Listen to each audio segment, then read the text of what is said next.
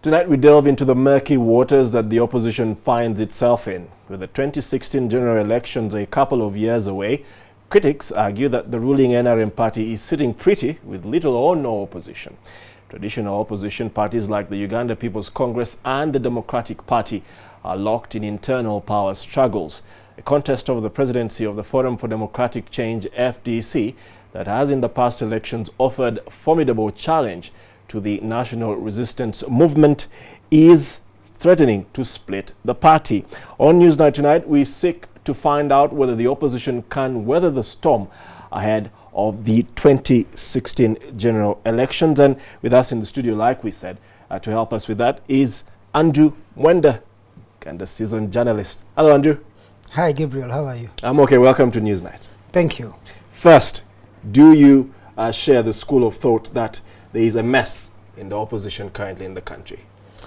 Yes, the opposition in Uganda is internally incoherent. It is extremely under-organized. That is one. Two, it lacks a strong alternative policy agenda to rival NRM. But I also think that because opposition parties in Africa do not tend to be constructed around policy differences, they tend to be constructed around contestation for power. It becomes very difficult to hold an opposition party together. You see, the NRM is more divided internally than the FDC. The advantage with the NRM is it has political power. With political power comes a lot of material resources that it can allocate to the different members or powerful individuals in the party to keep them loyal. Now, if you're FDC, what do you offer your members to remain loyal? You don't have anything. So any single quarrel can easily lead to a split. That is not a sign that the FDC is more divided than the NRM. It is a sign that the FDC lacks a glue to hold its coalition of different power-hungry individuals together.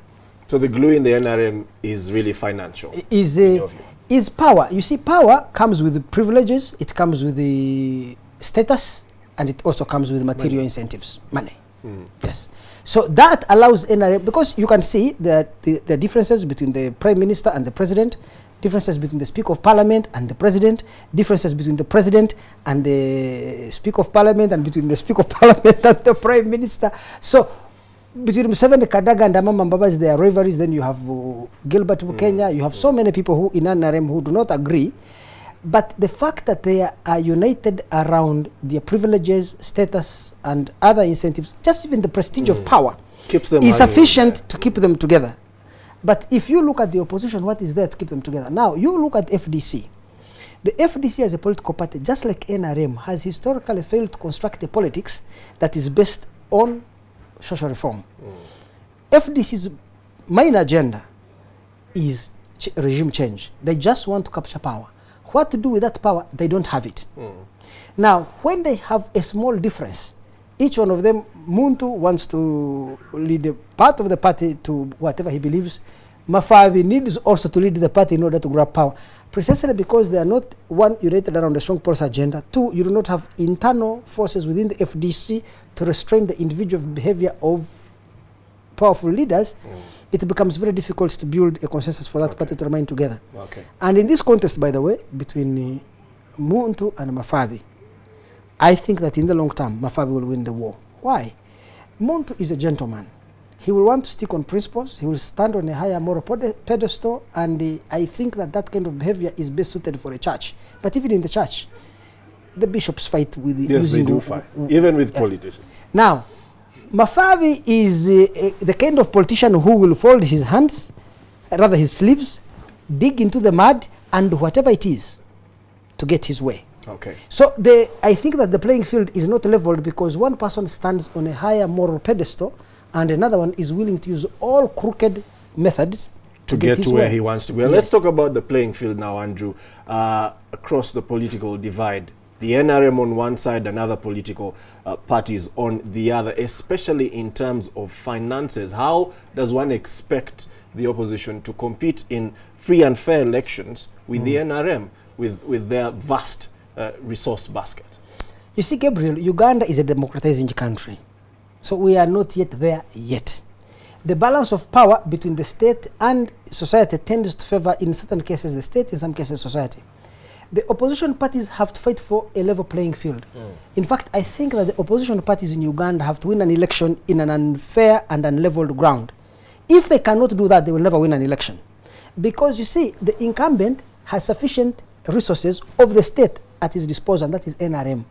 They can go and use the treasury, they can use public funds, they can use public vehicles, they can use public broadcast systems, they can use public media to be able to advance their cause. And by unfair means, what do you mean exactly? What you see, the NRM can access public funds and spend them during the campaigns, as you saw in 2011.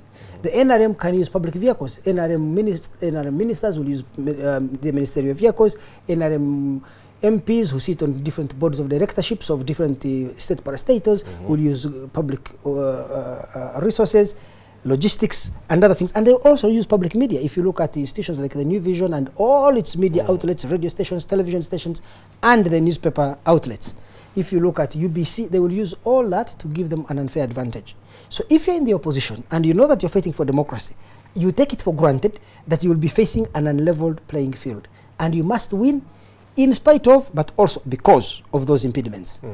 That day when the opposition wins, is able to marshal a significant number of people to overcome such odds, then the day of increased democracy in Uganda will also have come.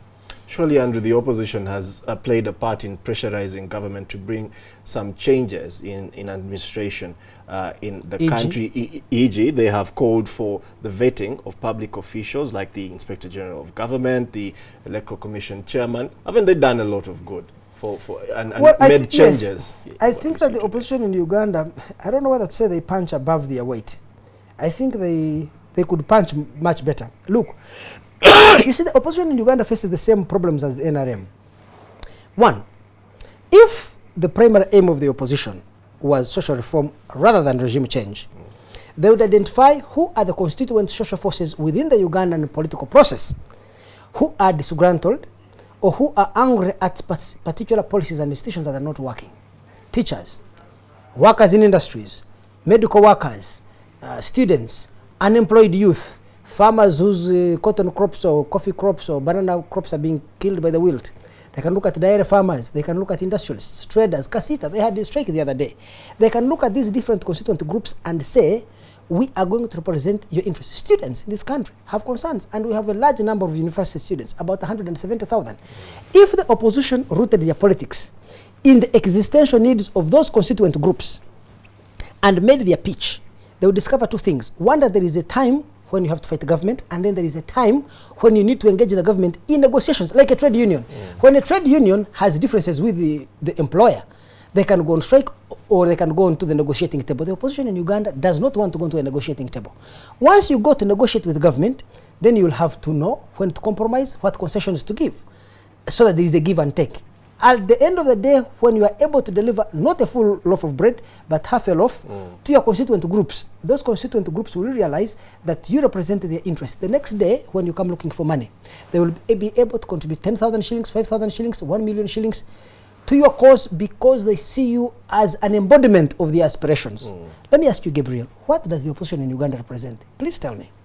It represents the voice of the voiceless. Listen, Gabriel, sitting around Kampala in an air-conditioned room or on a television station like this and shouting wolf at the scarecrow of the NRM, but they go down to the is grassroots not and a formula for get building. to the people, and they're dispersed. What do you expect them to do? I think that is an excuse, not an explanation for the failures of the opposition, because I think that the opposition in Uganda, especially that is led by, you know, there are different types of opposition. Let me even qualify my statement. I think that one of the best organized political parties in Uganda is the PPP, the People's Progressive Party of Idan Sali. Have you ever had which we barely hear about? Yes, it's because it's on the ground organizing. You see, the strategy of Besigye and Lukwago is to instigate the police to beat them so that they can appear in the newspaper headlines. That is not a way to build an opposition movement, I can promise you. I don't know where else it has happened like that. These street battles do not contribute to political organization. You see, that is mobilization. A political party ultimately grows out of its ability to build an organizational infrastructure from the center up to the village level. And building that organizational infrastructure and communicating using it will not easily alert the intelligence services and the Uganda police here, who are extremely corrupt and incompetent. When you go onto the streets, you may get a newspaper headline, but you don't get organization. And I think that has been the weakness of the opposition. For the opposition to become effective, they must be the embodiment of the aspirations of the different constituent groups of Ugandans, whether they are vendors, border riders, taxi or the drivers, elite. bus. Or the elite. Exactly. The professionals, they must represent those interests, they must articulate them, they must speak for those people, and therefore they must be rooted in the organizations through which those constituent groups express their demands and want them to be placed on the national political agenda. Thank you very much. Now, and of course it has killed them. What has killed the opposition is because they do not represent these constituent groups. These groups are not interested in investing in the opposition. I'll give you an example. I was talking to President Kagame and he told me, look, 70% of the total funds used to prosecute the war in Rwanda came from where? From the refugee camps in Uganda. I was surprised that poor refugees in the camps in Uganda were able to sell a cow, or beans, whatever it was, and contribute to the struggle. You know why? The struggle represented the existential need to go back to their home and regain their citizenship.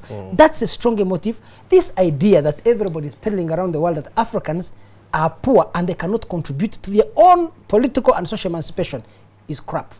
Crap. Thank you very much, Andrew Mwenda. We will be coming back with Andrew Mwenda on Newsnight tomorrow. And please, you can always give us a topic to discuss here on Newsnight. We'll be letting you know how you can do that via our social media tools, Twitter and Facebook. We'll go for a short break right now and return with NTV Business.